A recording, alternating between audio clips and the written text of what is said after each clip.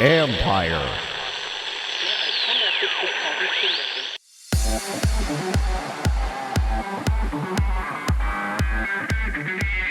What will 2022 offer for youth sports participants? The obesity levels increased exponentially for kids, both active kids who are normally active and kids who have not been active. They increased by multiple percentage points. This is a big concern. If we don't attack it now through sports, everybody will pay for that later in life. That's Adam Geisler, co-founder and CEO of Youth Athletes United, a group dedicated to making sports accessible even in a pandemic. This is the Future Sport Podcast. I'm Bram Weinstein.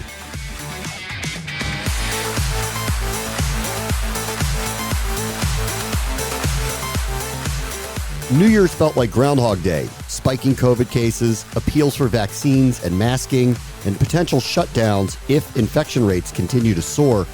It has been brutal.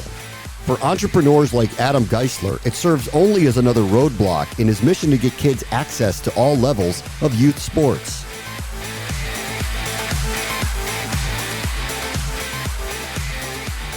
Our guest this week is Adam Geisler, who's the co-founder and the CEO of Youth Athletes United. And recently, that group has incorporated PGA Premier Sports, which has focused on youth golf and youth tennis. So let's have a broad conversation about the state of youth sports in these very unusual times. Hey, Adam, how are you? Very good. How are you, sir? I'm doing good. Why don't you give us just some background first on Youth Athletes United? Yeah, Youth Athletes United has been about 3 years in the making. And what we really decided that we wanted to do is, we all have exercise science degrees, a lot of people in our business. We're all parents. We all care about the impact on kids. And what we saw more than anything is the sport and industries continue to grow. We're seeing the upper echelon of youth sports become much bigger and also much narrower. Right? We talk about this $13 billion youth sports industry, but that's at the travel. That's at the elite. What are we going to do to impact the kids as their first sport experience? And that's what we said that we really want to do and be very disruptive in and provide more impact and more growth and more reach to kids as their first sport experience. So that was our original thesis. And we started with soccer in a multi-sport program called Soccer Stars and Amazing Athletes. And our goal is we want to be that first sport experience for kids. And if we make it fun and engaging while teaching them the fundamentals of sport, every kid's an athlete. Every kid will participate in sports and they'll have a lot more fun when they decide to make that decision to go into a sport-specific skill, whether that be soccer, whether it be baseball, whether it be basketball, whether it be tennis or golf. And so we really wanted to be at that bottom of the funnel and take on both that opportunity to impact the kids, but also that responsibility of having coaches that understand how to react to kids, train kids, and give them those basic motor skills and development from a curriculum base. So when if they decide to go into leagues and gameplay, they know what they're doing, and they're having much more fun doing it. And listen, this is how you grow the game. It's how you grow the game is really focusing on that bottom of the funnel. And that's what we think is a big opportunity to have big impact. What was the barrier? Just access? What did you guys look at to try to break through with? Yeah, it's access and scale. I mean, this is a business and an industry where it's a lot of, small local, call them mom and pop operators who don't have resources to scale or reach more kids, whether it's in underserved markets or it's in high income markets, giving kids access to these sports. And so by having a system, a franchise system where we're able to provide best in class coaching, best in class resources for the parents and the kids, whether that be equipment, whether it be registration platforms, whether it be how we actually teach the curriculum itself, those things provide better product quality. And it's been an amazing opportunity to impact more kids. And a lot of those smaller companies have actually, we've acquired them and they've joined forces with us because they see the opportunity for us to impact more kids when they're part of our platform. All right. When you use the word curriculum, what do you mean by that? Yeah. So what we say is, the first thing we do is engage the kids, get them moving, get them understanding and be on their level and really connect with them emotionally first. Then then from there, we teach them fun games. We teach them TikToks. We teach them that the cones are trees and use your foot to knock over the tree, then use your foot to pick the cone back up and just give them some real small milestone accomplishments And we do that over the course of 45 minutes. A lot of just basic skills, but they're having fun. They don't realize they're learning the fundamentals of soccer while they're having fun. And then we get them involved in the big game. We get them to kick the ball in the goal and get that experience of what it's like to kick a ball in the goal, that accomplishment and that feeling. And when they start to experience those things, it's unbelievable. I mean, you can see it on their faces. You can see the connection with them. And you don't just do it you don't have one curriculum that fits all. You do it for 2s and 3s. You have a progression curriculum that goes for 3s and 4s and 4s and 5, and you really kind of level them up, over a course of time, and they build up this confidence. And we see it every day. We watch it every day, and that's what we're able to do across soccer, tennis, golf, and our multi-sport programs. All right, so let's get into TGA Premier Sports for a moment before we just kind of a broader conversation about youth sports in general. TGA Premier Sports is based mainly in golf and tennis. What was attractive about that to you to incorporate into what you were doing? So for us, what we really love with the businesses that we had, with Soccer Stars and Amazing Athletes, is we really honed in on that 4 to 6 year old. We had a larger base, but 4 to 6 was really kind of our sweet spot. What we love about golf and tennis is they're still very curriculum based. We're still teaching fundamentals and skills, but we started at an older level. So we started ages 6, 7, 8, 9, 10, and go all the way up to 14. And golf and tennis really take some very, very fine motor skills that you have to be a little bit older, a little bit more experienced to start to really take advantage of. And what we also saw, especially from the pandemic, is those sports really have an increase in participation. People are embracing those sports that were overlooked a while ago, partly because they were a bit more safe and socially distanced, but so much fun. And people realized again, how great they are, golf and tennis, to engage in. And so we love TGA because we believe that we now have this much longer athlete pathway. We can get kids as young as 18 months all the way up to 6 years old with our soccer and multi-sport programming. And then we can keep them if they decide that tennis and golf is our sports that they really love. They can stay within our system. And the more sport verticals that ultimately we get into, the longer we can keep the parent and the kids in our system and have a bigger impact. And by the way, if they go to other brands or other sports and we've impacted them positively, we still win. Let me ask the same question about golf and tennis that I asked initially about soccer, which access has always been an issue for a lot of different communities. As you know, these two sports are far more exclusive, and in the case of golf, very expensive to be a part of. How do you kind of tackle the idea of access for young people getting into expensive and exclusive sports? Really great question. And that's what we really love about this platform that we're building. The larger we get in scale, the more impact we can have on underserved communities. So because we are building this youth franchise platform, what's going to be incumbent and is incumbent upon our franchisees is not only to serve the communities that can register and pay for this, but to take volunteer hours and go into these underserved communities and provide the programming that we've built with our franchisees and our coaches and go serve those underserved communities. So we're doing that today. We're going to really expand upon that. And then in golf specific, one of our really core partners that does an amazing job with us that we're helping to grow the game with is Youth on Course. They do a phenomenal job of giving access, affordable access for those kids that can't afford it in underserved communities. And they are a really important strategic partner for us in growing the game of golf. All right, so let's have a little broad conversation here about youth sports. We are in extremely unusual times. You referenced, what was happening with certain sports, an explosion of interest because of the pandemic and the guidelines, and outdoor sports suddenly probably are more appealing and people want to play. Could you just kind of give me a general sense of what the last almost 2 years have been like in the youth sports landscape? Yeah, I mean, when our freedoms of not being able to interact with those kids physically and in person and have that impact, I think so many parents and kids had an appreciation for what sports really means and the impact that it can have on those kids. And when it was taken away from us for a period of time for safety reasons, and we were able to get it back, oh man, the parents, the kids, they appreciated and understood and had the excitement levels like never before. And the kids wanted it more than they ever have. And so we got all types of new enrollments, new engagement, and it's been phenomenal. And one of the things that I think we've really been able to see that's really important that companies like ours have to be at the forefront of. There's a great article in the Aspen Institute that talks about underserved kids and kind of what's been happening in the sports and sports industry. So there's one part of it of a lot of the recreational programs, these small community programs, they got wiped out by COVID. They didn't have the funding. They didn't have the ability to run it. So really incumbent upon us to re-engage with those programs and re-engage with those communities through our platform. We think that's really important. And the other thing that people aren't talking about, and it's this convergence really of this digital age, this metaverse that we're going into, is obesity levels. The obesity levels increased exponentially for kids, both active kids who are normally active and kids who have not been active. They increased by multiple percentage points. This is a big concern.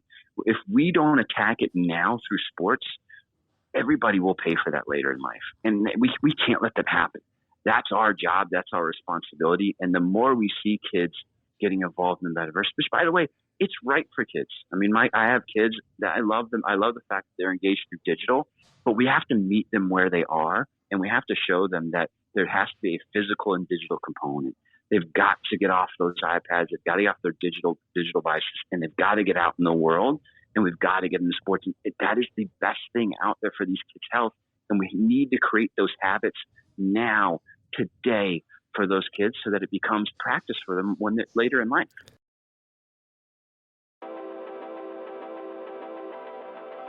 As you talk about that as a kind of larger, broader goal, and at the same time, you know, there's a lot of issues that have occurred here over the last year and a half. A lot of funding, staffing, I'm sure, has been a problem. Facilities becoming a problem. How do you kind of view a private company like yours working with what I would think you think are still the necessary local rec leagues that are funded and used to keep kids moving? How do you see those two things working together in the future? Yeah, fortunately, you know, we do it today, and it's been even stronger for us, you know, kind of in this new pandemic world where a lot of those rec leagues, they come to us and say, listen, we want more participation.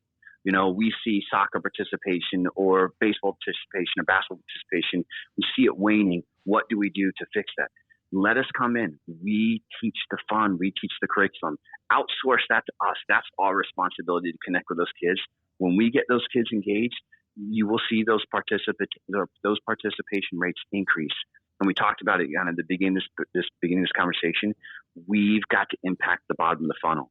So we're partnering with all those. We reach out to all those recreational companies, and they all love us. They love what we do. They need what we do so that you get better engagement in the recreational leagues. You also kind of referenced something that's been happening in youth sports, which is the hyper-competitiveness that has been occurring at certain levels of it. And that's not to dismiss that and that it's not a good thing for kids to achieve.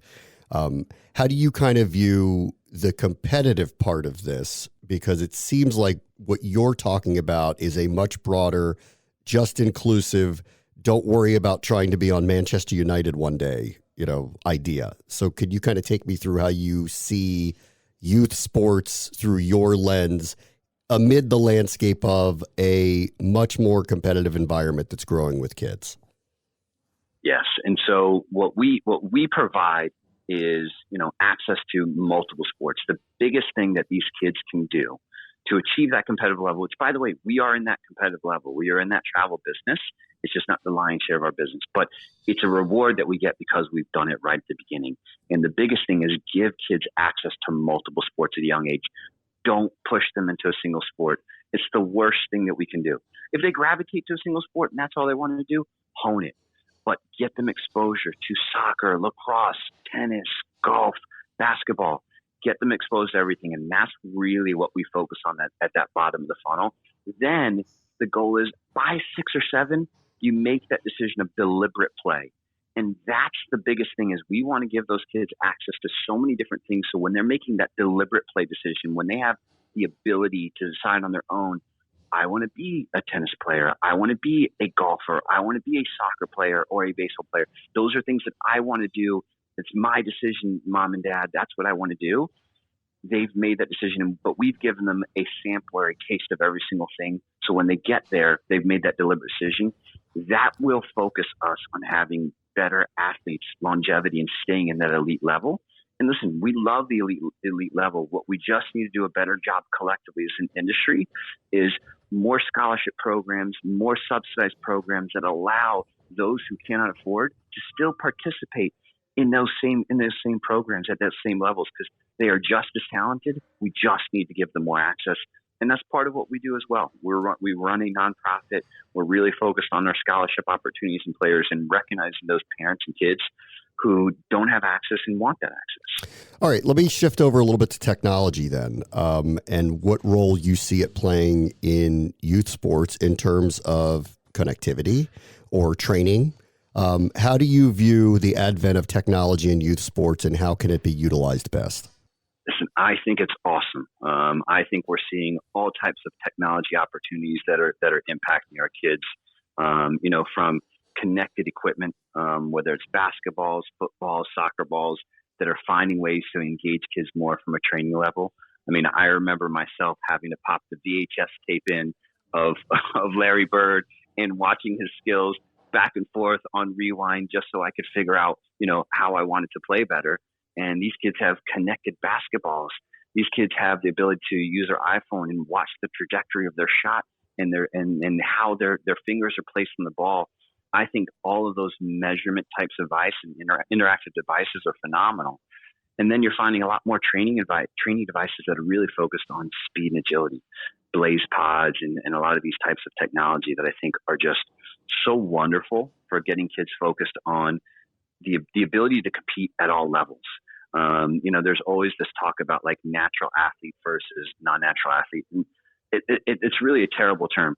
Everybody can be a great athlete if they work hard. And people who have different genetics, it doesn't matter. It's the skill base that we really want to focus on. And I think technology across the board is going to help all of those kids. And I think it's wonderful. We have to embrace it. So in our more elite level training sessions, we put blaze pods in there. We put a lot more analytics. We're going through all those types of systems. We partner with Huddle and all these different programs where we can watch game tape and the kids can see themselves. Those are things that as younger kids and younger athletes, we never had exposure to. And you watch it in the professional game, analytics are everything. I think all those things are very positive, and we need to embrace them as a community. Where are you on the role of esports when it comes to youths and youth sports? I think it's an amazing complement. It can't be in place of. So we talk about it all the time. We've got these amazing communities of travel teams and these elite level players, and we encourage them to be in esports leagues. And we're watching actually a lot of travel clubs, soccer clubs specifically, where they'll have their travel team, and then their travel team will join an esports league. And it's just another way to stay connected and have that community engagement. So I think it's great. I think it's not a replacement of. I think it needs to be a complement of. And I think, again, competition, camaraderie, those types of things are phenomenal as long as we have both in-person, live, and we have online and offline. Okay. All right. Last thing. Let's just do kind of a big picture here. And I think we both just hope at some point we're going to get out of a pandemic and life will semi get back to whatever normal looks like after this is all over. Doesn't sound like it's happening anytime soon, but hopefully one of these days we will get life back. The future of youth sports, is it completely private? How do you kind of see what youth sports looks like en masse? Yeah, listen, I think it's a really great point. It has to be a mix of public and private. Again, the public subsidies are so important because they give access both in fields, in price, in community. And again, we don't need every athlete to be a professional athlete, a collegiate athlete, or high school athlete. But what we need to combat is that kids are opting out of the recreational sports at a much earlier age. And what happens is if they get back into sports, it's not until they're an adult. And even an adult, we tend to find that the life cycle or lifespan of an adult in recreational sports is narrower and narrower because your body can't handle it the same way it could as a younger person. So our goal is, if we really embrace team sports, we got to find ways to make it more fun, engaging. So whether privatized comes more into that rec sports space and helps make it more fun, engaging, I do think we'll see that proliferation a lot more because the community programs only have so many resources. But again, as long as we're impacting kids and we're giving back to the community, we all win. And we're all in the same game. But I do think you'll see a lot more private companies that have scale and ability to level up the content and make it more fun and engaging, so that it's not all about the trophy. It's not all about, the am I on the select team or the club team. Those rec kids can have that same experience and really enjoy it in a different way than they're getting today. Adam Geisler is the co-founder and the CEO of Youth Athletes United. Thank you so much for joining us. Thanks, Brent. On the next Future Sport podcast, remember the major debate about concussions and football? There's a lot of new data out there, and it will surprise you. If you could point to a data set that says kids are taking 1,000 head impacts a year, and you connect the dots to, recent scenarios of folks who commit suicide or have these deviant behaviors who possibly played in the NFL, versus the true story, which is people don't get hit that hard or that often in American football or really any other sport that we've looked at. That's Adam Barch, Chief Science Officer at Prevent Biometrics, who is working to make the games safer and expound on new data that may explain how risky the games we play are. That will do it for this episode. As always, the future is now. This is the Future Sport Podcast. I'm Bram Weinstein.